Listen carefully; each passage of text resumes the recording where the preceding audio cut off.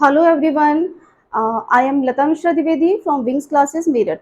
Students हमारा जो आज का टॉपिक है वो है नेशनल करिकुलम फ्रेमवर्क। सभी टीचिंग एग्जाम्स जितने भी आप देंगे, चाहे वो आप सीटेट दे रहे हैं, DTPLSP दे रहे हैं, KVS है, NVS है या रीट है, इस टॉपिक की प्रॉपर अंडरस्टैंडिंग बहुत रिक्वायर्ड होती है। ना केवल डिफरेंट एग्जाम्स के लिए एक बढ़िया टीचर भी आप तभी बन पाएंगे जब आपको NCF के कॉन्सेप्ट्स क्लियर हैं। अगर मैं कहूँ कि सीटेट और DTPLS भी सीटेट जैसे एग्जाम का तो लगभग सारा सिलेबस ही NCF के इर्द गिर्द घूमता है। तो आइए शुरू करते हैं। Topic is national curriculum framework. एक छोटे से सेशन में इसके सारे जो पॉइंट्स हैं वो पूरे करने की कोशिश करेंगे। हाँ जी स्टूडेंट्स, नेशनल करिकुलम फ्रेमवर्क 2005 की हम बात कर रहे हैं, क्योंकि आज की डेट में हमें जिस चीज के हिसाब से पढ़ाना होता है वो ये 2005 है। स्टूडेंट्स, अब तक 4 बार NCF आ चुका है। जैसे मैंने पहली बार आया है ये 1975 में, दूसरी बार आया है 1988 में, तीसरी बार आया है सन 2000 में और चौथी बार आया है 2005 में। इससे पहले कि हम आगे कुछ चीजें शुरू करें, सब क्लियर होना जो जरूरी है वो ये है कि ये है क्या और हम इसे पढ़ क्यों रहे हैं।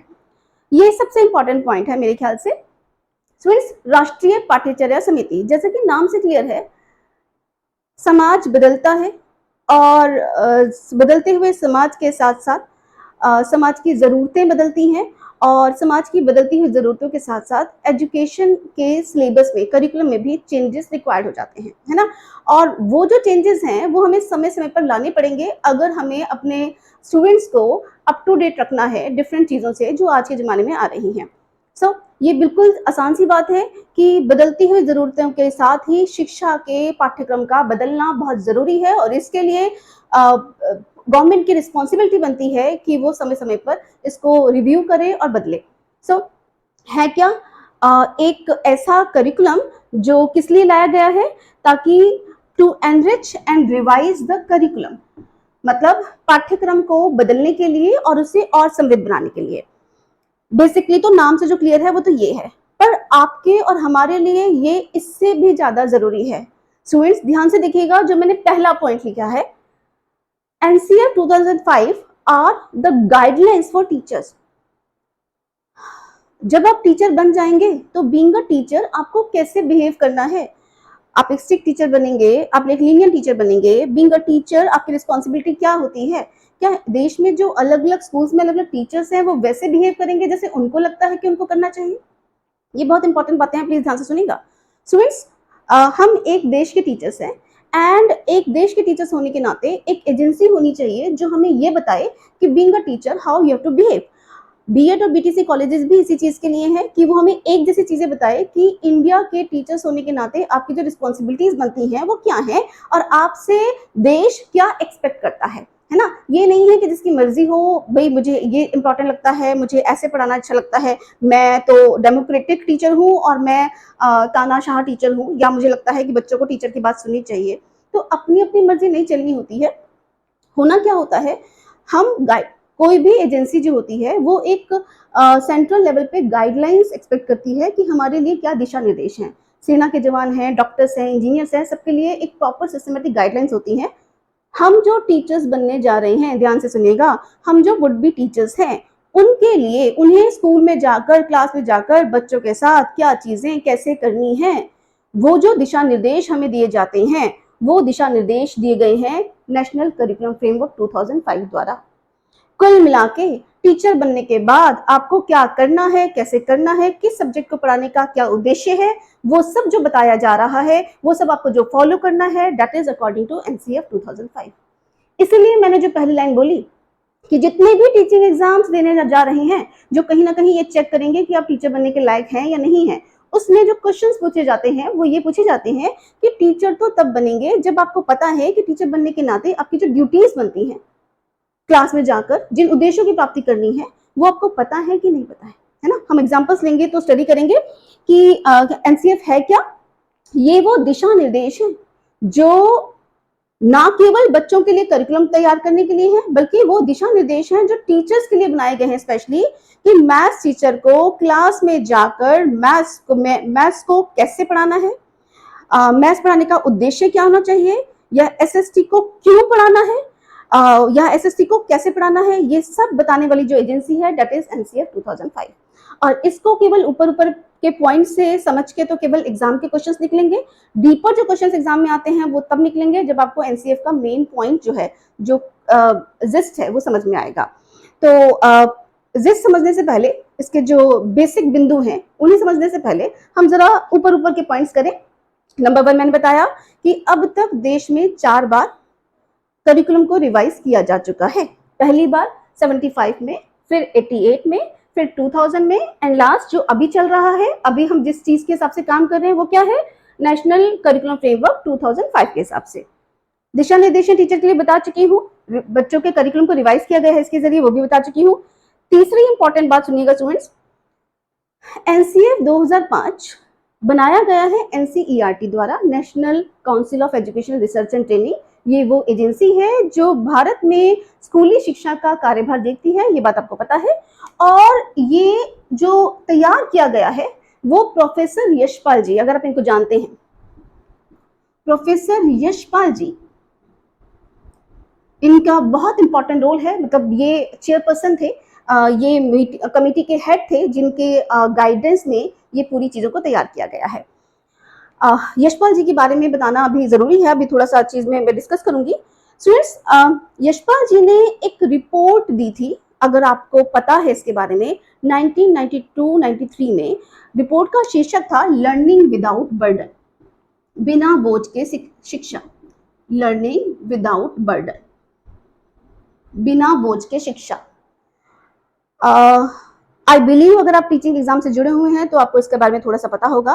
उन्होंने कहा था कि जो प्री प्राइमरी स्कूल के जो बच्चे हैं उनको उन पर 2 तरह का बोझ नहीं होना चाहिए। नंबर 1 बस्ते का बोझ या शारीरिक बोझ, एंड नंबर 2 होमवर्क जैसी चीजों का बोझ। मतलब 2 तरह का बोझ नहीं होना चाहिए। नंबर 1 फिजिकल शारीरिक बोझ है, एंड नंबर 2 मानसिक बोझ। शारीरिक बोझ में जो बैग्स हैं, हैवी बुक्स हैं, वो आ गई, और जो मानसिक बोझ है उसमें बच्चे के ऊपर कोई होमवर्क वगैरह की रिस्पॉन्सिबिलिटी नहीं होनी चाहिए। ये यशपाल जी ने कहा था 92-93 में, ये उनकी रिपोर्ट आई थी। इसके बारे में हम क्यों डिस्कस कर रहे हैं, ध्यान से सुनिएगा स्टूडेंट्स। एनसीएफ 2005 जिन 2 डॉक्यूमेंट्स को लेकर बनाया गया है, इट इज बेस्ड ऑन, जिन 2 डॉक्यूमेंट्स को लेकर बनाया गया है, मतलब कोई भी जब नई चीज बनाई जाती है तो उससे पहले कुछ, ऐसा नहीं है कि बिल्कुल नए सिरे से सब कुछ रख दिया जाए, उससे पहले कुछ गवर्नमेंट के डॉक्यूमेंट्स होते हैं जिनको बेस माना जाता है और उनके आधार पर कुछ नई चीजें तैयार की जाती हैं।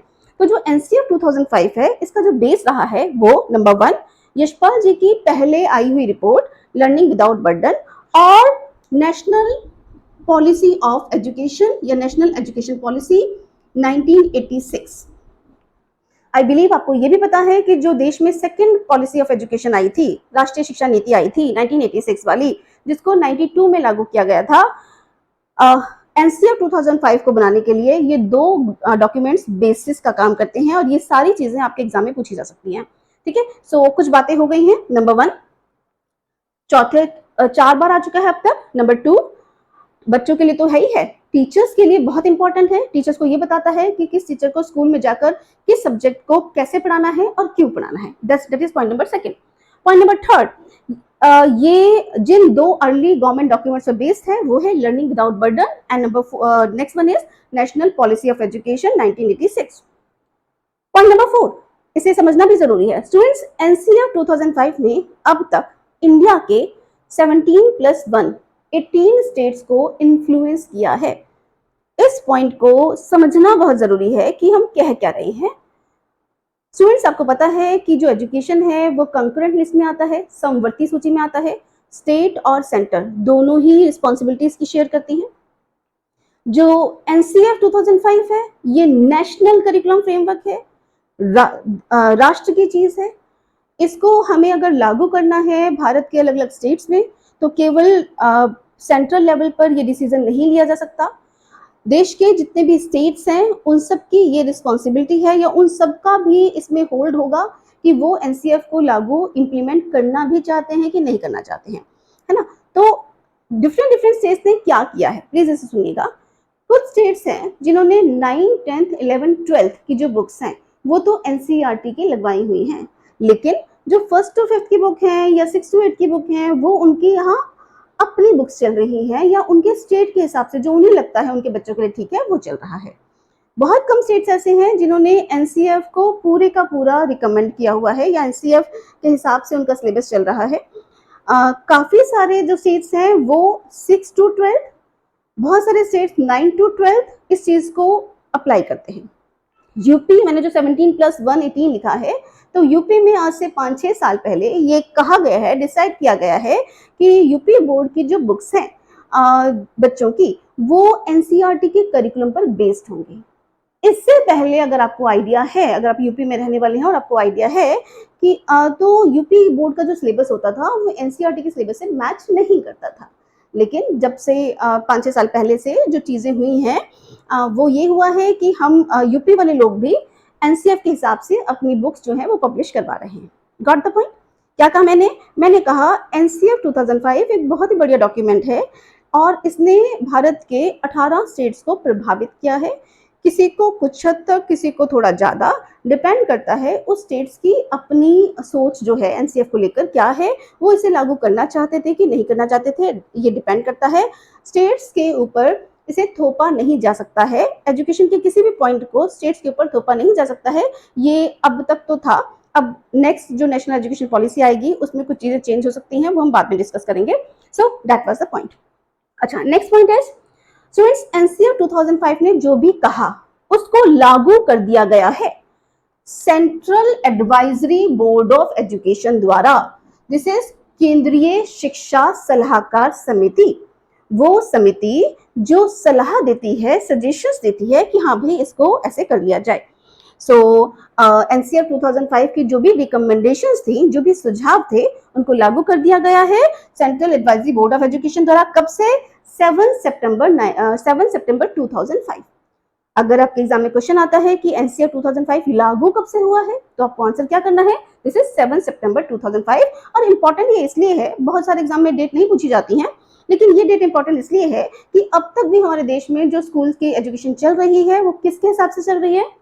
वो एनसीएफ 2005 के अकॉर्डिंग चल रही है। ठीक है, अगर आप लोग टीचर हैं, किसी प्राइवेट स्कूल में टीचर हैं, किसी गवर्नमेंट स्कूल में टीचर्स हैं, तो आप ये मान लीजिए कि एनसीएफ 2005 वो जो गीता होती है ना, वो है। हमें हमारा कंडक्ट क्या होना चाहिए?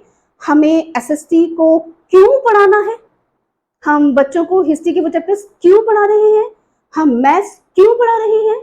हम साइंस क्यों पढ़ा रहे हैं? हम लैंग्वेजेस क्यों पढ़ा रहे हैं? ये सब कुछ एनसीएफ में मेंशन्ड है। और आपका जो कुछ एक एग्जाम्स हैं सेंट्रल वाले, चाहे वो सीटेट है, चाहे वो DSSB है, इसमें मैं एक क्वेश्चन लेकर दिखाऊंगी कि ये इस तरह के क्वेश्चंस पूछे जाते हैं। जब हम थोड़ा टॉपिक कर लें तब पूछेंगे। आप लोग अगर टीचर हैं तो अपना अपना सब्जेक्ट लेके सोचिएगा कि आप बच्चों को मैथ्स क्यों पढ़ा रहे हो। प्लीज मुझे ये आंसर मत देना क्योंकि ये करिकुलम है, क्योंकि ये सिलेबस है, क्योंकि ये हमें पढ़ाना होता है। ये आंसर नहीं देना है ना। क्यों पढ़ा रहे हैं? किस उद्देश्य की प्राप्ति के लिए पढ़ा रहे हैं मैथ्स? किस उद्देश्य की प्राप्ति के लिए हम बच्चों को सोशल साइंस पढ़ा रहे हैं? किस उद्देश्य के लिए साइंस पढ़ा रहे हैं? And so on. इस पे मैं अभी डिस्कस करूंगी। दिस इज, ये जो मेरा मैं डिस्कस कर रही हूँ आपके साथ एनसीएफ को, वो इसलिए डिस्कस कर रही हूँ कि जो जिस्ट है, जो कॉन्सेप्चुअल अंडरस्टैंडिंग है, वो बिना समझे जब हम केवल पॉइंट्स को करते हैं तो वो एग्जाम तो क्वालिफाई किसी तरह से करवा देते हैं, लेकिन उसका इम्प्लीमेंटेशन नहीं करवा पाते हैं। और किसी चीज़ को तब तक करने का फ़ायदा नहीं है। आप इसे, जो लोग बेहतर टीचर्स बनना चाहते हैं, किसी चीज़ को केवल एग्ज़ाम क्लियर कर लो पर पता ना हो कि टीचर होने के नाते हमें किसी चीज़ को पढ़ाना ही क्यों है, तो वो कोई फ़ायदा नहीं है उस चीज़ का, है ना। तो अभी डिस्कस करेंगे। पहले एक जो मेन ऊपर वाले पॉइंट्स थे वो हमारा एम है फिलहाल। स्टूडेंट्स, एनसीएफ 2005 क्या जब बनाया गया तो 21 फोकल ग्रुप्स बनाए गए। 21 फोकल ग्रुप्स मतलब 21 बिंदु थे शिक्षा से संबंधित जिस पर हमें ध्यान केंद्रित करना था। ये कभी डिटेल में किसी और वीडियो में डिस्कस करेंगे। मैं हल्का सा बता रही हूँ। जैसे नंबर 1 यही था जो मैंने अभी आपसे कहा कि एम्स ऑफ एजुकेशन, शिक्षा के उद्देश्य क्या हो, हम बच्चों को पढ़ा क्यों रहे हैं। Number 2 aims of teaching maths, फिर अलग अलग aims of teaching maths, aims of teaching English, aims of teaching science, aims of teaching other languages. Then इसके अलावा कुछ और भी SC ST चिल्ड्रन की समस्याएं, जो दलित बच्चे होते हैं उनकी कुछ समस्याएं होती हैं, gender biasness and teacher education पे भी बात की गई है। तो ऐसे 21 मुद्दे थे शिक्षा में, मतलब शिक्षा के हर पहलू को छुआ गया है। 21 मुख्य बिंदु थे जिन पर कमेटीज बनाई गई कि अच्छे अच्छे जो एजुकेशनिस्ट हैं दुनिया भर से, सॉरी नॉट दुनिया भर से, देश भर के जो अच्छे अच्छे एजुकेशनिस्ट थे उनको हेड बनाया गया एक एक फोकल ग्रुप का। उन्होंने रिसर्च किया, उन्होंने अपनी रिकमेंडेशंस दी under the chairmanship of professor Yashpal ji. तो 21 एजुकेटर्स ने अपनी अपनी टीम के साथ शिक्षा के कुछ मुद्दों पर बहुत प्रॉपर तरीके से रिसर्च करके अपनी अपनी रिपोर्ट्स जो है वो पेश की। इन रिपोर्ट्स को मिला दिया गया और जो मिलाया गया तो वो हमारे पास NCF 2005 है। तो ये वो गाइडलाइंस हैं जो देश भर में रिसर्च करके हमारे टीचर्स को ये बताती हैं कि हम टीचर्स को, बच्चों को कौन से सब्जेक्ट को क्या पढ़ाना है, कैसे पढ़ाना है और क्यों पढ़ाना है ना। क्या पढ़ाना है बुक्स में दे दिया, कैसे पढ़ाना है ये टीचर एजुकेशन प्रोग्राम से बताया जाता है। हर सब्जेक्ट के पढ़ाने के तरीके अलग अलग, और क्यों पढ़ाना है वो यहाँ लिखा हुआ है, हर सब्जेक्ट का लिखा हुआ है, वो पता होना बहुत जरूरी है। CTT का जो डिफरेंट एग्जाम्स होते हैं, मैथ्स पेडागोजी है, साइंस पेडागोजी है, EVS पेडागोजी है, उसमें क्वेश्चन पूछे जाते हैं किसी भी सब्जेक्ट को पढ़ाना क्यों है ना, वहाँ इसके प्रॉपर वेटेज भी है। नेक्स्ट पॉइंट जो हमें लेना चाहिए कि NCF 2005 ऐसा नहीं है कि मैं ही पढ़ा रही हूँ तो भी है तो ही आपको समझना है या यूट्यूब पे किसी और से समझना है। आप इसे 22 भारतीय भाषाओं में ये NCF की कॉपीज आपको अवेलेबल हो जाएंगी। आप नेट पे ढूंढोगे, NCERT की वेबसाइट पे जाओगे तो आपको NCF 2005 का जो पूरा चीज़ें हैं वो मिल जाएंगी। जिस लैंग्वेज में आप चाहोगे उसमें मिल जाएंगी, क्योंकि 22 संवैधानिक जो भाषाएं हैं उसमें आपके पास ये अवेलेबल है। थोड़ा सा लैंग्वेज टफ है, समझने में थोड़ा समय लगता है, तो टीचर्स आपके लिए थोड़ा आसान कर देते हैं इन चीज़ों को, लेकिन उसे डिटेल में पढ़ना जरूरी है। या फिर आप इन चीज़ों को बेसिकली समझिए, जो भी आपको लगे कि अच्छा है वो आप ये कर सकते हैं। This is NCF। क्या है ये NCF की केवल कुछ बातें हैं कि NCF है क्या। क्या पढ़ा हमने, क्या है, बच्चों के करिकुलम को रिवाइज करता है। नंबर 2, हमारे लिए गाइडलाइंस हैं कि किसी भी सब्जेक्ट में क्या पढ़ाना है, कैसे पढ़ाना है, क्यों पढ़ाना है। नंबर 3, प्रोफेसर यशपाल जी के चेयरमैनशिप में किया गया है। नंबर 4, कि भारत के 18 स्टेट्स में इसका इन्फ्लुएंस है। Next one is it is approved by CABE on 7 सितंबर 2005 एंड देन 21 फोकस बिंदु हैं और 22 संवैधानिक भाषाओं में ये अवेलेबल है। ये कुछ पॉइंट्स जो ऊपर के थे, ये करने के बाद next what I should take is NCF को अगर मैं कहूं कि 5 मुख्य बिंदु हैं, 5 बेसिक पॉइंट्स हैं जो पहले समझना है, फिर 1-2 क्वेश्चंस लेंगे। एग्जाम में किस तरह के क्वेश्चंस आते हैं और किस तरह के क्वेश्चंस को आपको पता ही होना चाहिए। सो पॉइंट इज NCF के 5 मुख्य सिद्धांत या 5 मुख्य बिंदु जिन पर ये आधारित है। So 5 basic points of NCR। Number 1,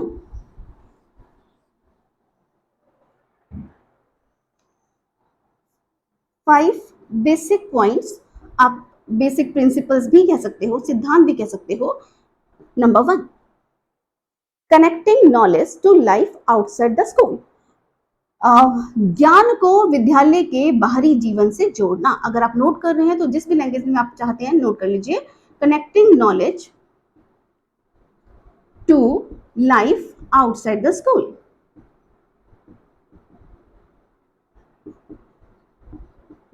ज्ञान को विद्यालय के बाहरी जीवन से जोड़ना, केवल रट्टा मारना नहीं है, हमें बेसिकली इसको समझना है। और इस बात को समझ गए होंगे कि केवल बुकिश नॉलेज नहीं चाहिए, जो भी आप पढ़ा रहे हैं उसको बाहरी जीवन से जोड़ते हुए पढ़ाएं। जैसे मैंने ही अभी कहा कि NCF में केवल ऊपर के पॉइंट्स करने जरूरी नहीं है। NCF बेसिकली टीचर्स के लिए बनाया गया है कि टीचर्स को स्कूल में जाकर पढ़ाना कैसे है। तो केवल बुकिश नॉलेज या NCF में क्या पॉइंट्स एग्जाम में आएंगे, उसके अलावा इस चीज को आसपास के जीवन से जोड़ते हुए पढ़ाएं। मैं आपको ये बताऊं कि स्कूल की NCF से, अगर आप NCF को ढंग से समझ लेते हैं तो आपका स्कूल्स में सब्जेक्ट को पढ़ाने का तरीका ही बदल जाएगा। और इसे ही समझाना मेरा फिलहाल ऑब्जेक्टिव है। मैं 5 मिनट बाद अपने ऑब्जेक्टिव में कहीं ना कहीं उसको कोशिश करूंगी आपको वो पॉइंट समझाने की। तो 5 मुख्य बिंदु क्या है? Connecting knowledge to life outside the school. जो भी पढ़ा रहे हैं उसे बच्चों के जीवन से एग्जाम्पल लेते हुए फिर पढ़ाएं। नंबर 2, इसे सुन लीजिए कि क्या लिखा हुआ है वहां पे, फिर मैं इसे शॉर्ट में लिखूंगी। To ensure that learning shifts away from rote learning methods. यह सुनिश्चित करना कि अधिगम रट्टे पर आधारित ना हो। शॉर्ट में मैं इसे लिख रही हूँ स्टूडेंट्स, रटना मना है। This is a very important point कि बी टीचर्स। अच्छा, अब अगर मैं कहूँ कि आप कहना बहुत आसान है, रटना मना है, फाइन। आप अपने अपने जगह पे टीच करते होंगे या आपके टीचर्स ने आपको टीच किया होगा, मुझे बताइए कहना ही है कि रटना मना है, या बेसिकली क्या करें हम कि बच्चे चीजों को रटे नहीं। आप कह रहे होगे भाई इतने अच्छे से समझाओ कि बच्चों को चीजों को रटने की जरूरत ना हो। स्टूडेंट्स, अगर आपके एग्जाम में जो क्वेश्चन पूछा जा रहा है उसमें अगर सन पूछा जा रहा है, या उसमें ये पूछा जा रहा है कि ये कोटेशन किसने कही थी या ये पंक्ति किसने लिखी है, अगर फैक्चुअल बेस्ड इंफॉर्मेशन पूछी जा रही है, किसी भी सब्जेक्ट में फैक्ट बेस्ड इंफॉर्मेशन पूछी जा रही है, तो आप कितना भी आपको कंसेप्चुअल क्लैरिटी हो, आपको चीजों को रटना ही पड़ेगा। सो पॉइंट क्या है? पॉइंट ये है कि सिस्टम उन्होंने तो बना दिया, चेंज जो है वो हम टीचर्स को ही करना पड़ेगा, तब करेंगे जब ये बात समझ में आएगी। आप कितना मर्जी कॉन्सेप्चुअल अंडरस्टैंडिंग से पढ़ा दें, जब तक एग्जाम में क्वेश्चन फैक्चुअल इंफॉर्मेशन बेस आएगा, बच्चे चीजों को रटना नहीं छोड़ेंगे। और जितने भी हमारे सेंट्रल लेवल के टीचिंग एग्जाम्स हैं, ध्यान से सुनिएगा, जितने भी सेंट्रल लेवल के टीचिंग एग्जाम्स हैं उसमें डेट्स और ये सब चीजें नहीं पूछी जाती हैं। सीटेट में तो देखो बिल्कुल नहीं पूछी जाती हैं। बाकी डिफरेंट एग्जाम्स की अपनी अपनी कुछ प्रॉब्लम्स हैं, इतने सारे क्वेश्चंस बनते हैं, वो एक आध क्वेश्चन कुछ ऐसा दे देते हैं। पॉइंट ये है कि बच्चा चीजों को कब नहीं रटेगा, जब आप उससे ये ना पूछें कि पानीपत की तीसरी लड़ाई कब हुई थी। आप ये पूछें कि पानीपत की तीसरी लड़ाई में इस किरदार की जगह, इस महत्वपूर्ण किरदार की जगह आप अगर होते तो क्या उस लड़ाई को होने से बचा सकते थे, या क्या ऐसे 4 बिंदु थे जो अगर होते तो लड़ाई ना होती। नेक्स्ट जो नेशनल एजुकेशन पॉलिसी आ रही है उसमें भी क्रिटिकल थिंकिंग पर बल दिया जा रहा है, कहा जा रहा है। इसमें भी यही कहने की कोशिश की गई कि बच्चे थॉटफुल बने, सृजनात्मक तरीके से चिंतन कर सके, एनालिटिकल तरीके से सोच सके, बच्चे चीजों को रटे नहीं। कहना उन्होंने, उनका काम था कहना, वो चाहते तो यही है कि ये हो, पर ये तब तक नहीं हो पाएगा जब हमारे यहाँ टीचर्स इन चीजों को नहीं समझेंगे। और टीचर्स तब तक नहीं समझेंगे तब तक बीएड और बीटीसी जो कोर्सेज हैं या ये वाला जो टीचर ट्रेनिंग कोर्सेज हैं वो ढंग से ना हो। सो पॉइंट ये है कि हम टीचर्स को ये इंश्योर करना है कि बच्चा चीजों को रटे नहीं। क्या करेंगे इसके लिए? कंसेप्चुअल अंडरस्टैंडिंग से पढ़ाना है, नंबर 1, वो तो ओके है, वो तो टीचर्स पढ़ाते हैं। लेकिन जब बीइंग अ टीचर आपको एग्जाम प्रिपेयर कर रहे हैं तो आपको ये ध्यान रखना है, छोटे बच्चों के साथ भी बड़े बच्चों के साथ भी, कि कोई क्वेश्चन ऐसा ना हो जिसका आंसर बच्चों को रटना पड़ता है। डेट्स नहीं पूछेंगे, मेंशन है ये सीबीएसई में कि 8 क्लास तक के बच्चों से तो डेट्स वगैरह पूछी ही नहीं जानी है। सीबीएसई कितना भी चेंज क्यों ना कर ले, चेंज हमें बातें समझ में तब आएंगी जब हम टीचर्स को ये बातें प्रॉपर तरीके से कहेंगे कि क्वेश्चन फिर अगर डेट्स नहीं पूछे, फैक्चुअल इन्फॉर्मेशन वाले क्वेश्चन ना पूछे, वो बनाने आसान होते हैं। तो हम क्वेश्चन पूछें कैसे, इसको हमें सीखना पड़ेगा। That is the second point. Point number third, is students, making examination system more flexible. आपको पता है ये हुआ भी है कि परीक्षा प्रणाली को लचीला बनाना, making examination system more flexible. ये क्या है? आपको पता ही है कि एक बहुत पुराना समय था जब 3 घंटे का एग्जाम होता था और बिल्कुल साल के लास्ट में होता था, उसी पर आपकी परफॉर्मेंस बेस्ड होती थी। अब आपको पता है कि जो एनसीईआरटी 2005 है ये सीसीई पैटर्न को लेकर आया है। सीसीई पैटर्न आपके सिलेबस का हिस्सा है डिफरेंट एग्जाम का, जहां पे हम एफए और एसए की बात करते हैं। हालांकि अब ये भी खत्म हो चुके हैं, लेकिन सीसीई पैटर्न इंट्रोड्यूस किया था एनसीईआरटी 2005 ने। और सीसीई पैटर्न का मतलब है कि एग्जामिनेशन सिस्टम को फ्लेक्सिबल बना दिया गया है।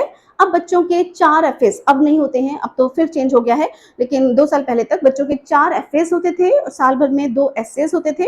और जो ओवरऑल परफॉर्मेंस है बच्चे की वो इन एग्जाम्स के बेसिस पर रखी जाती थी। कभी हम डिस्कस करेंगे जब हम सीसी वाला टॉपिक लेंगे कि एग्जामिनेशन सिस्टम को किस तरह से फ्लेक्सिबिलिटी दे दी गई है। ये बहुत बड़ा टॉपिक है और कभी प्रॉपर तरीके से इसको लेंगे। अच्छा, point number 4 is enriching the curriculum. Curriculum का ही है, मेन पॉइंट करिकुलम ही है। सो एनरिचिंग द करिकुलम यानी पाठ्यक्रम को समृद्धशाली बनाना, पाठ्यक्रम को समृद्धशाली बनाना।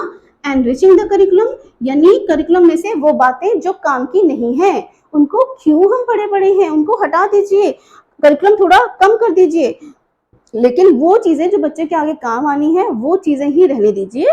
सो उसमें से जो फालतू चीजें हैं रिवाइज कीजिए, उस फालतू चीजें हटा दीजिए जिसकी जरूरत नहीं होती है, एंड वो चीजें ही रखिए जो बच्चे के जीवन में काम आनी है। प्लस इसके साथ स्टूडेंट करिकुलम में एक और पॉइंट है जो बहुत इंपॉर्टेंट है हर एग्जामिनेशन पॉइंट ऑफ व्यू से, दैट इज इंटीग्रेटेड लर्निंग। इसे समझना जरूरी है। इंटीग्रेटेड लर्निंग यानी एकीकृत अधिगम। What is that? Integrated learning is एकीकृत अधिगम है क्या ये? स्टूडेंट्स, बहुत पुराना जमाना होता था जब टीचर कहता था मैथ्स का भी मेरे पीरियड में बायो की बात मत करो। अब चीजें अलग हैं। आपने अगर एनसीईआरटी की 5th क्लास की मैथ्स की बुक देखी हो, नहीं देखी हो तो डाउनलोड करके देख लीजिएगा, देखिएगा जरूर। स्टूडेंट्स, तरीका बिल्कुल बदल गया है।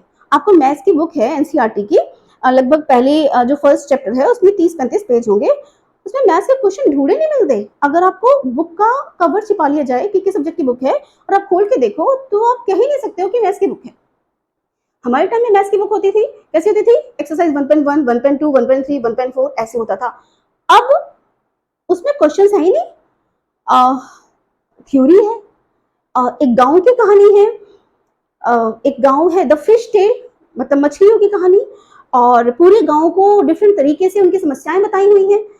ऐसा लगता है पढ़कर, मजा ही आ जाता है कि जैसे हम ईवीएस की बुक पढ़ रहे हो या हम कोई कहानी पढ़ रहे हो। वुमेन बैंक की बात की है, थोड़ी सी जेंडर बाइसनेस की भी बात की है, और अलग अलग मुद्दों को छूने की कोशिश की गई है।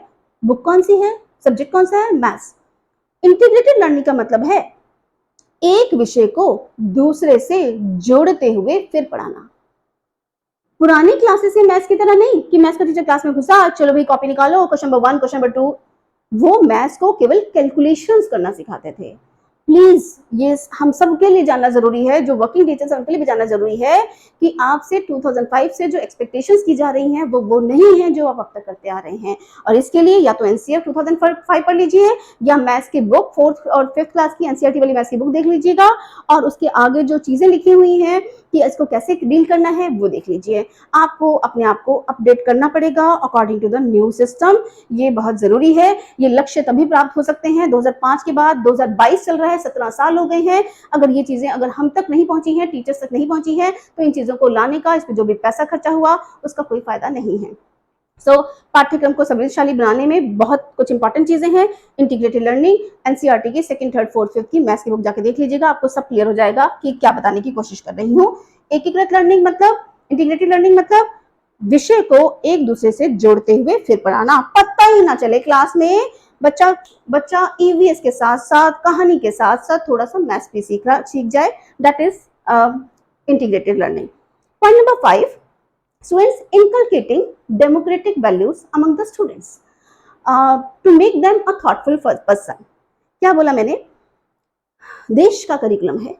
इंपॉर्टेंट बात यह है कि हम अपने जो बच्चे हैं उनमें देश के जो संवैधानिक लोकतांत्रिक मूल्य हैं वो विकसित करें और उन्हें एक थॉटफुल पर्सन यानी एक विवेकवान व्यक्ति बनाने में सहयोग कर सकें। आपको समझ में आया मैंने क्या कहा? मैंने कहा इनकलकेटिंग, मैं इसे इंग्लिश में लिख रही हूँ, हिंदी में भी बताती हूँ, inculcating democratic values among students to make them a thoughtful person।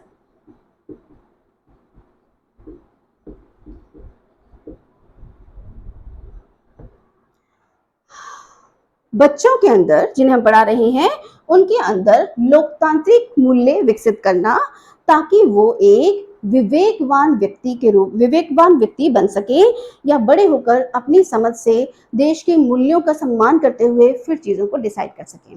Students, ये 5 बेसिक बिंदु हैं। एक बार रिवाइज करते हैं कि हमने क्या कहा। हमने कहा बुकिश नॉलेज नहीं देनी है, जीवन के आउटसाइड द स्कूल से आप इसे जोड़ोगे। नंबर 2, किसी भी कीमत पे टीचर्स होने के नाते हमें इंश्योर करना है कि बच्चे चीजों को रटे नहीं। अगर रट रहे हैं इसका मतलब आप जो टीच कर रहे हैं या जो भी चल रहा है वो सही नहीं है, वो गलत है, that is not according to national curriculum framework. Number third, examination system को फ्लेक्सिबल बना दिया गया है, लेकिन इसके बाद काफी सारे चेंजेस हुए हैं, तो वो जो नेशनल एजुकेशन पॉलिसी 2020 डिस्कस करेंगे, वहां डिस्कस करेंगे। नंबर फोर इज पाठ्यक्रम को समृद्धशाली बनाना, एनरिचिंग द करिकुलम में जो फालतू चीजें हटा दो, वो चीजें जो बच्चे के काम आनी है, जो से जिंदगी भर चीजें यूज की हो, वही उसमें रखना है, और एक विषय को दूसरे से जोड़ते हुए फिर पढ़ाना है। That was point number 4। And point number 5 is बहुत इंपॉर्टेंट, देश के बच्चे हैं, देश के लिए तैयार करना है, समाज के लिए तैयार करना है, तो ये बहुत जरूरी है कि जब वो शिक्षा ले रहे हैं हमसे, तो हम उसमें उनमें किसी भी तरह से वो जो देश के जो संविधान है उसके प्रति आस्था वो विकसित करें, और बच्चा विवेकशील बच्चा बनकर निकले, ताकि हमारी जो कराई गई शिक्षा है वो सक्सेसफुल हो सके, वो सफल हो सके। ठीक है, तो आपका सेशन का टाइम आई बिलीव होता जा रहा है। मैं एक क्वेश्चन जरूर पूछूंगी आपसे, क्योंकि ये सब पूछने के बाद भी मुझे तब तक तसल्ली नहीं है जब तक आपको उस क्वेश्चन का आंसर नहीं पता। लाइव नहीं हूँ, आपके पास रिकॉर्डेड लेसन जाएगा, तो इस क्वेश्चन का आंसर मुझे देने की कोशिश करना।